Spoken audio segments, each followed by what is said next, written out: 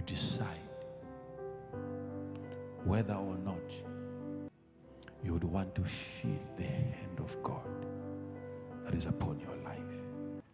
You can choose to ignore the hand of God.